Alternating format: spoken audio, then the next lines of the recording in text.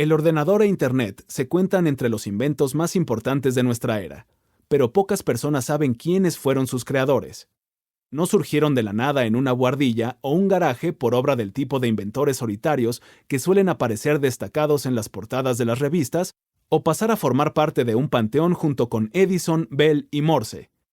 Lejos de ello, la mayoría de las innovaciones de la era digital fueron fruto de la colaboración. Hubo muchas personas fascinantes involucradas, algunas de ellas ingeniosas y unas cuantas incluso geniales.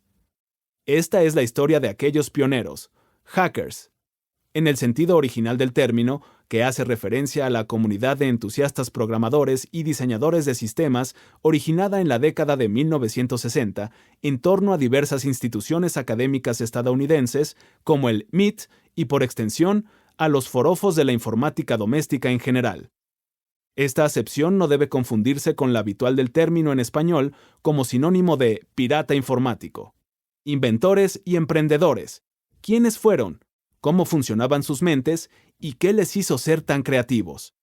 Y es también una narración de cómo colaboraron y por qué su capacidad para trabajar en equipo les hizo aún más creativos. El relato de su trabajo en equipo es importante, porque a menudo no nos fijamos en lo crucial que resulta esa capacidad para la innovación. Existen abundantes libros en los que se homenajea a personas que los biógrafos retratamos o mitificamos como inventores solitarios. Yo mismo he escrito unos cuantos.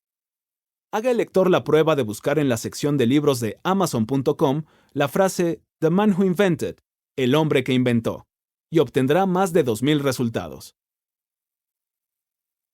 En cambio, tenemos muchos menos relatos de la creatividad colaborativa, la cual resulta de hecho más importante para entender cómo se configuró la actual revolución tecnológica, y puede que también más interesante.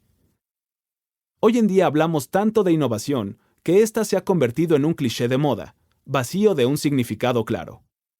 Así pues, en este libro me propongo informar acerca de cómo se produce verdaderamente la innovación en el mundo real. Cómo los innovadores más imaginativos de nuestra época convirtieron una serie de ideas innovadoras en realidades.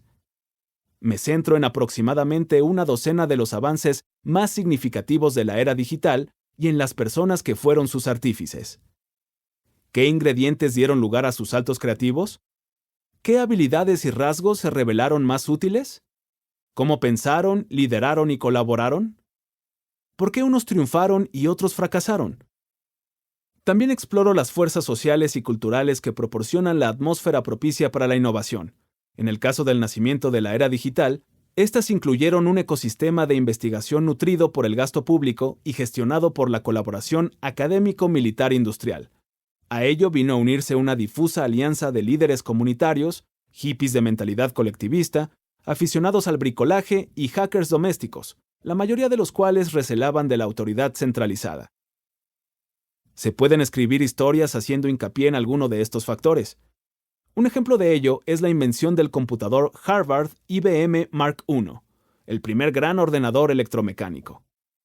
Una de sus programadoras, Grace Hopper, escribió un relato que se centraba en su principal creador, Howard Aiken. IBM contraatacó con una historia en la que se destacaba a sus equipos de ingenieros anónimos, que aportaron las innovaciones graduales, desde los contadores a los alimentadores de fichas, que formaban parte de la máquina. Del mismo modo, la cuestión de si habría que hacer hincapié en los grandes personajes o en las corrientes culturales ha sido objeto de debate desde hace mucho tiempo. A mediados del siglo XIX, Thomas Carlyle afirmaba que la historia del mundo no es sino la biografía de grandes hombres, mientras que Herbert Spencer proponía una teoría que acentuaba el papel de las fuerzas sociales. Los académicos y las personas involucradas suelen ver este equilibrio de manera distinta.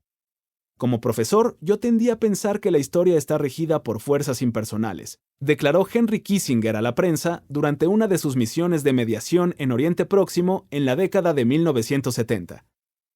Pero cuando lo observas en la práctica, ves la diferencia que marcan las personalidades.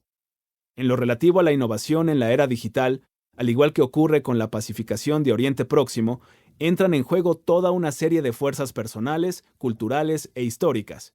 Y en este libro trato de entrelazarlas unas con otras.